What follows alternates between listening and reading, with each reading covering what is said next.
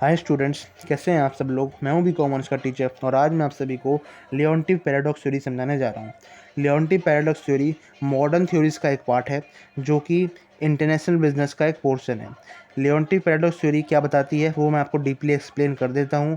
Basically एक Wesley लियोंटिव नाम के पर्सन थे जिन्होंने ये थ्योरी दी थी। इनका जन्म रसिया में हुआ था और इन्होंने बाद में जाके अमेरिका की सिटीजनशिप ले ली थी। इस वजह से इन्हें रशियन बॉर्न इकोनॉमिस्ट कहा जाता है और इन्होंने 1950 के अंदर इस थ्योरी पे काम करना चालू किया और 1953 के अंदर इन्होंने एक थ्योरी पब्लिश की, एक रिपोर्ट पब्लिश की जिसमें इस थ्योरी के बारे में बताया गया। अब वो थ्योरी क्या होती है वो मैं आपको बता देता हूँ। बेसिकली इन्होंने कहा कि हर्सबर्ग और ओलिन थ्योरी को अगर अमेरिका के अंदर यूज़ करेंगे तो रिज़ल्ट बिल्कुल अपोजिट आएगा जो हर्सबर्ग और ओलिन थ्योरी में बताया गया है। हर्सबर्ग और ओलिन थ्योरी के अंदर एक रिज़ल्ट बताया गया था कि अगर कोई चीज़ ऐसे यूज़ होगी तो रिज़ल्ट ये आएगा, मगर अमेरिका के अंदर यूज़ करने के बाद रिज़ल्ट बिल्कुल अपोजिट आया 1953 के अंदर। ठीक है, तो ये थ्योरी क्या थी वो आपको बताता हूँ। सबसे पहले इसको थ्योरी को समझने के लिए आपको हर्सबर्ग और ओलिन थ्योरी को समझना पड़ेगा। हर्सबर्ग और ओलिन थ्योरी में बताया गया था कि अगर कोई गुड्स किसी कंट्री के अंदर ज़्यादा अमाउंट में अवेलेबल है तो वो उसका ज़्यादा एक्सपोर्ट करेगा, और अगर कोई गुड्स किसी कंट्री के अंदर कम अमाउंट में अवेलेबल है तो वो उसका ज़्यादा इंपोर्ट करेगा। और ऐसा ऐसा जो है ज़्यादातर देशों में होता है, मगर अमेरिका के अंदर बिल्कुल इसका अपोजिट हुआ। और जो लियोंटिव थे, वेस्ले लियोंटिव, इन्होंने इसके बारे में बताया सबको कि अमेरिका के अंदर मशीन्स जो हैं ज़्यादा अमाउंट में अवेलेबल है, मगर इनका इंपोर्ट बहुत ज़्यादा होता है।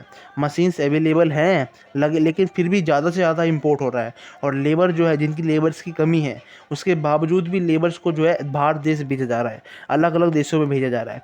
तो यहाँ पे लियोंटिव पैराडॉक्स थ्योरी के अंदर ये बताया गया था कि अमेरिका के अंदर हर्सबर्ग और ओलिन थ्योरी यूज़ का नहीं होती क्योंकि रिजल्ट बिल्कुल अपोजिट आता है।